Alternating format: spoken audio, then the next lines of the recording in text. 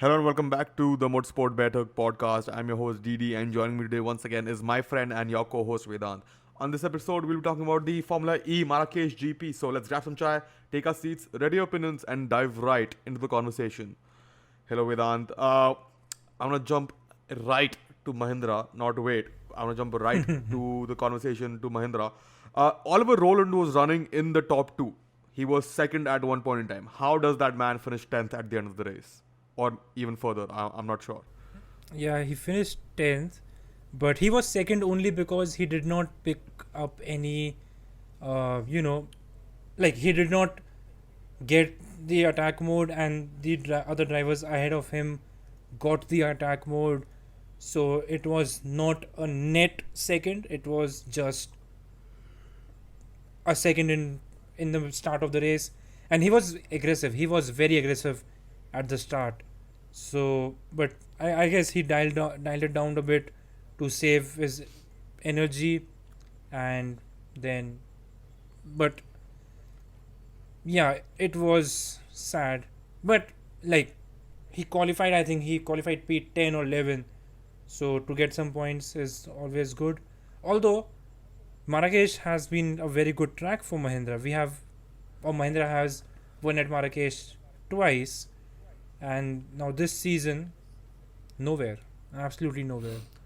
Yeah, Mahindra didn't exactly have a great weekend at the Goodwood Festival of Speed either. I think the car, something happened to the car or something, but people weren't exactly mesmerized by the fourth gen car.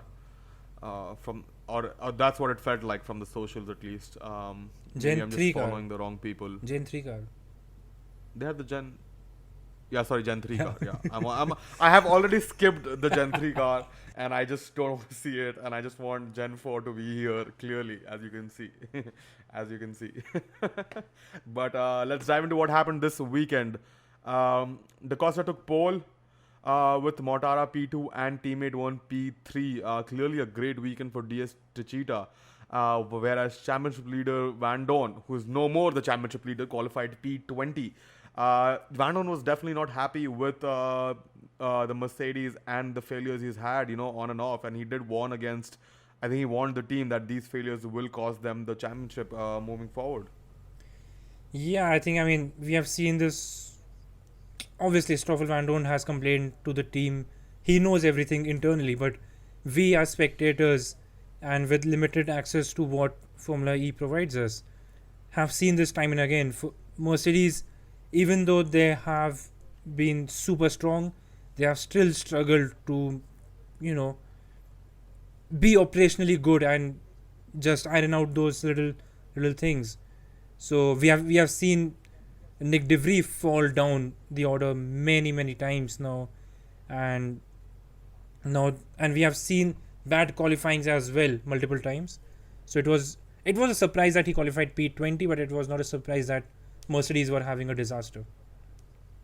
However, I believe, Rocket Venturi is a Mercedes customer, correct? Yes. They had a great weekend. Edo Mortara taking another win.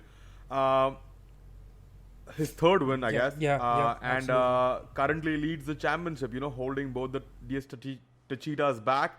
Leads the championship with 139 points, 9 points ahead of John Gwern, and another 3 points ahead of Stoffel Van Dorn. So clearly, Edo Mortara showing us that had he uh,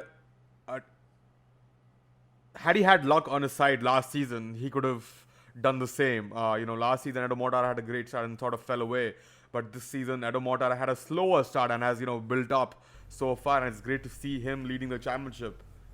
Yeah, absolutely. I mean, Edomot. We talk about Stoffel Van Dorn, we talk about Robin Freins over the last few years. We talk about obviously Da Costa and De Gracia are always in the conversation. Vern is always in the conversation. But Edomot for me has been the most complete driver for the past couple of seasons. I mean, at least ever since we started watching Formula E properly. Last season he had a crash with his brakes failing, and then after that a couple of races he did not perform as well. It may be some aftershock from that incident itself, but I think in terms of a complete driver, in terms of a rounded driver to lead the championship and to lead the field, I think Edo Mortara has done and is doing a great job. I mean, yeah, looking at all the point score he has had so far, he has had 2 DNFs so far of the 10 rounds, and there have only been 2 other rounds where he scored less than 10 points. So that goes to show, why Edo Mortara is currently leading the championship, whereas Stoffel Van Dorn, he's only had 1 DNF, but he's had, 2 places where he's scored less than 10 points, and a lot of places where he scored 15 or less points, whereas Edo Mortara has 3 wins, a second place. So clearly, those little differences have shown across a few rounds now. But let's talk about the overall race. I thought that was a great GP. There was great racing between the two Tachitas. I was surprised how cooperative Jeff and Da Costa were throughout the race, letting each other pass. When I was watching the race, I was like, there is no way these guys, let each other by. We've seen what has happened in the past. We've seen how they interact on track.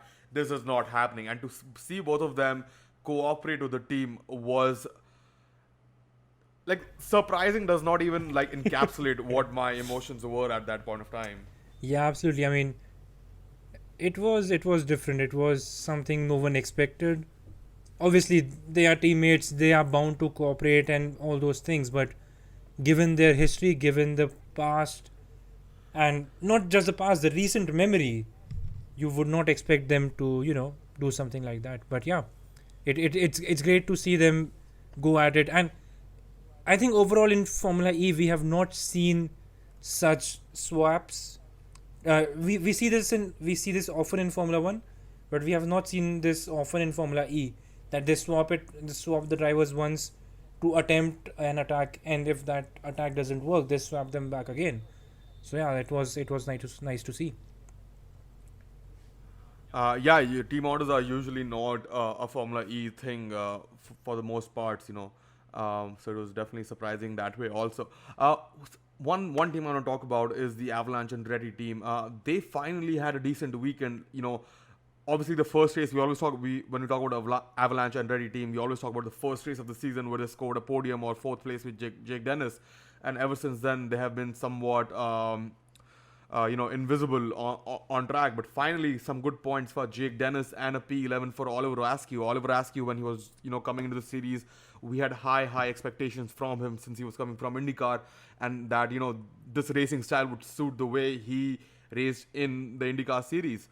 But it hasn't been the case. However, I hope it gets better next season. This season I think there was another race where they had a decent performance, but otherwise they have been racing, the Neo 333 team and what's the other one? The Dragon Penske team for the most part, and they haven't really been challenging for points at all. Yeah, I think Oliver Askew is having one of those Norman Nato seasons where they perform well, they finish a few times in the top 11, 12, and the rest of the time they're fighting at the back, but still finishing ahead of the rest of the tailenders. Jake Dennis obviously is a great driver, and in terms of Formula E right now, and he's performing well, and he has scored some decent points. But I think Oliver Askew is definitely building up into the second part of the season, and then as you said, maybe next season onwards he'll be good again, like a better, yeah. I mean, hopefully, yeah, we can all hope. I hope Jake Dennis gets a better car. I'm not sure if he signed up with Avalanche and ready for next season already, but I hope he gets a better car, because clearly he's got some raw pace that we've seen, but he just hasn't had the car underneath him to really showcase that throughout the course of a season. We all follow him. He's pretty active on social media, so you see him pop up on your feed over and over again. So you're always thinking about him too. So that's why also we end up talking about him on the podcast so much. Yeah, I think a lot of teams would want him in their rooster. Some teams which are going about maybe changes, wanting to bring in new drivers for a new era. I think maybe teams like Mahindra, where Roland obviously is performing very well, but Alexander Sims has just faded away from the scene. So if you want to replace someone like Alexander Sims, I think Jake Dennis But is a good piece in the puzzle. I mean, it is all good, to say all of that. But we've seen how fickle Formula E can be. Uh, Remember the season that Da Costa had, and John Owen was literally nowhere. That's and we saw, okay, this is the end of Jeff. But look at Jeff now. You know, Pascal Wehrlein went through that phase. Degrassi is probably going through that phase right now. And then so yeah, Formula is so fickle. You just don't know, whose season it's going to be or what's going to happen this season. Which is why, like in F1, yes, usually no one reserves judgment, and it's usually whatever you're saying or whatever impression you have of a current driver, it's usually agreed by everyone on everybody has the same sentiment and whatever, and clearly shows the results. But I just don't feel that in Formula E you can make an overarching statement like that will hold for maybe more than one season. That is the longest it may hold for, usually. But we're just talking about what we are seeing at the moment, and that is the best we can do, really. Yeah, well, that was a lot of strong words, and yeah, I think I agree with that. But yeah, let's see how things plan. No, the reason I say that is because we're talking. Obviously, we talk about these drivers after every race, over and over again during silly season, but it's almost impossible. Like when Alexander Sims joined Mahindra, he was like, "Oh, it's Alexander Sims and Alexander Lynn. This is going to be the best lineup Mahindra has had. It's so strong. This, and the other." But it didn't work out. So that all I'm trying to say is you just don't know in Formula E. Like with drivers racing in Formula E, I don't think there's a bad one. It's just things didn't work out for some reason or the other, and we may not be able to point every weekend what didn't work out, but I'm sure that they know what didn't happen every weekend, what had to go right every weekend, and what didn't. So just putting it out there. It's not like F1 where you can have you can have a fair comparison across the field or with your teammate. Here also, obviously, you can compare it with your teammate, but in Formula E, usually the teammates are more or less close, or you can point out where exactly things went wrong for them on those weekends, whether that is Nick De Vries, John Owen, whoever that may be. But overall, when you're looking at the bigger picture across the season, it becomes very difficult because so much happens in Formula E. You can't just look at the numbers, the points that they had during a season to really draw a picture from that. Yeah, absolutely. I think that holds true. Yeah. But yeah, let's talk about Stoffel Vandoorne. What a recovery from him on race day, from all the way back of the field to P8. I think that was some great points finish, some not great points, but like some consolation for Stoffel Vandoorne after having a bad weekend. I hope, obviously we talked about this on a podcast. We all want Stoffel Vandoorne to win, but once again, Stoffel has slipped back in the championship, not by a lot. But Mortara and John Owen are ahead of him at this point in time. But that's really all from my side. Vedant, anything else from you before we wrap up this podcast? Yeah, well, I think I'll since we are across the halfway line of the season, I think I'll like to revisit the initial, when the season started, it was a new championship format, a new qualifying format, and we were all wondering how it would pan out. We were wondering that it could, and I think the initial races suggested that it would pan out as a Mercedes dominance or something like that. But I think I read a article by the race recently, which I think it it encapsulates the entire feeling of the championship right now pretty well. When you look at Formula One, and it compares it to other championships. So earlier Formula E never had proper championship protagonists, right? There was always a mathematical chance that 8 people could win the championship, even in the last race, right?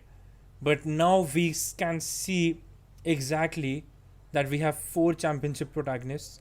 We have Jean-Eric Vergne, we have Mitch Evans, we have Stoffel Van Doorn, and of course we have our latest race winner, Ado Mortara. Sorry, right. So it's And all from four different four teams. different teams. So it's a four. And three suppliers. Yeah, exactly. Sorry, Three, I three keep cutting you suppliers.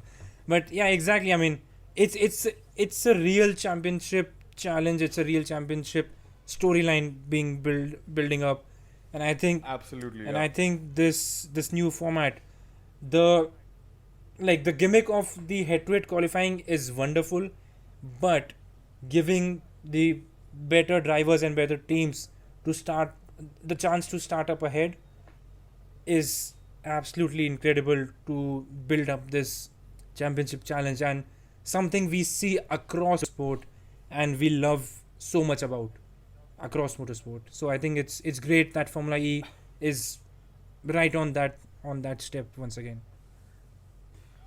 Yeah, the only sport where doing well on Saturday gives you an advantage on Sunday. Yeah. Uh, Yeah. like people like, but that's a great point that you make, Vedant. There, I would have missed out on that.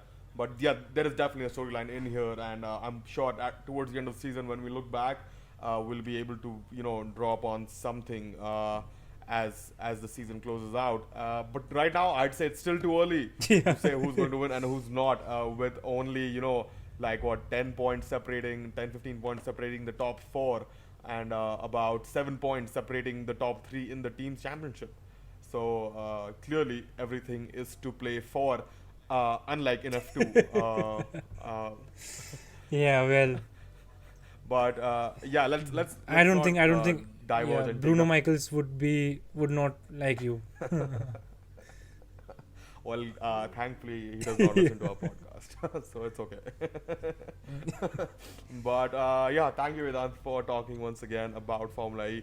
It's been a pleasure, and I will obviously be at the New York EPrix in 2 weeks' time. So looking forward to that. I will not be attending both rounds, unfortunately, because I also have to see the rest of New York City, and Formula E does not pay me to be there.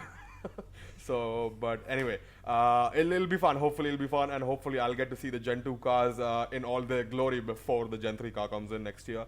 And this might also be the last race that Formula E has in Brooklyn, New York, which is a good Yeah. thing. Hopefully, they'll find a better venue in the United States itself.